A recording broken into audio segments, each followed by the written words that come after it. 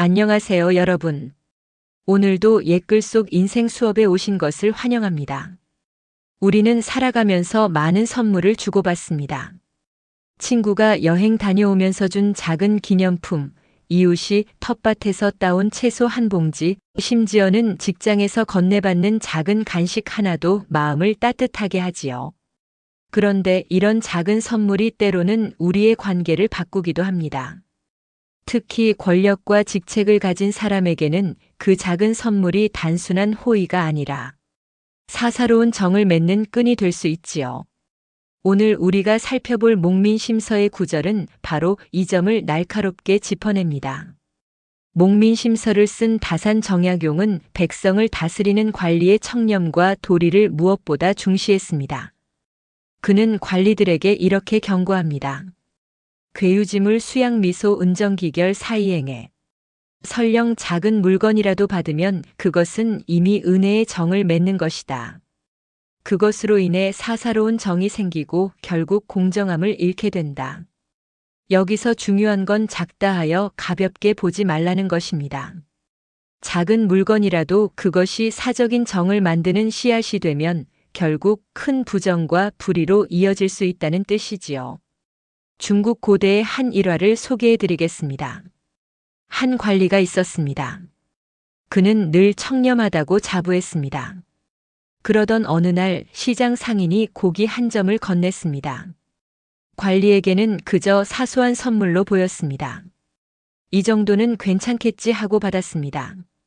하지만 그 뒤로 그 상인은 점점 더 많은 것을 부탁하기 시작했습니다. 지난번 도와드렸으니 이번엔 세금을 조금만 줄여주십시오. 관리도 어쩐지 거절하기 어려웠습니다. 이미 정이 오갔고 빚진 마음이 생겼기 때문이지요. 결국 그는 점점 더 큰 뇌물에 손대게 되었고 청렴한 관리라는 명예는 사라지고 말았습니다. 바로 이것이 정약용이 말한 뜻입니다. 작은 선물이라도 사사로움이 결을 맺는 순간 이미 청렴은 무너진다. 이 이야기는 결코 옛날 관리들만의 일이 아닙니다. 우리의 일상에서도 흔히 일어납니다. 예를 들어 직장에서 부하 직원이 상사에게 자주 작은 선물을 드립니다. 그냥 사온 겁니다. 별거 아닙니다. 하고 건네지만 그것이 반복되면 상사는 미묘한 부담을 느낍니다. 이 친구가 부탁하면 들어줘야 하지 않을까? 라는 마음이 싹 트지요. 그때부터 공정한 판단이 흔들릴 수 있습니다. 실력보다 정에 치우쳐 인사나 평가를 하게 되고 결국 조직 전체에 불공정이 퍼지게 됩니다.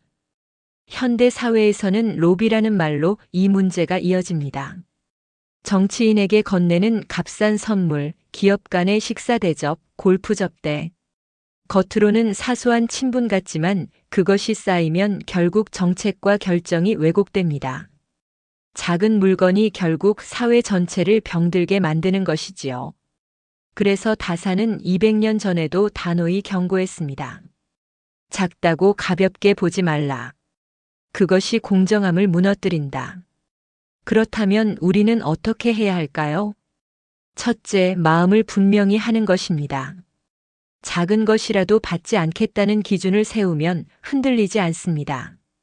둘째, 주고받음의 의미를 깊이 생각하는 것입니다.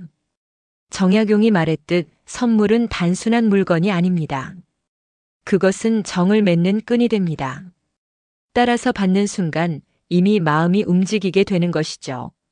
셋째, 진짜 선물은 마음이라는 것을 아는 것입니다. 물질적 선물보다 서로의 신뢰, 감사의 말 한마디, 함께한 시간 자체가 더 큰 선물입니다.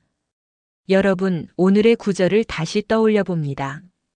괴유지물 수양미소 은정기결 사이행에 작은 선물이라도 은혜의 정이 맺어지면 이미 사사로움이 행해진 것이다. 우리는 흔히 작으니 괜찮겠지라는 생각을 합니다. 하지만 작은 것일수록 더 경계해야 합니다. 작은 씨앗이 거대한 나무로 자라듯 작은 사사로움이 큰 불의를 낳기 때문입니다. 정약용은 목민심서를 통해 관리들에게 청렴을 강조했지만 이 가르침은 오늘 우리 삶에도 그대로 적용됩니다.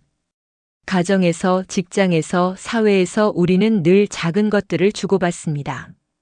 그 순간마다 우리는 물어야 합니다. 이것이 혹시 나를 흔들지는 않는가? 진짜 올바른 삶은 작은 것에도 흔들리지 않는 마음에서 비롯됩니다. 여러분도 오늘 하루 주고받는 모든 것의 의미를 다시 생각해 보시면 어떨까요?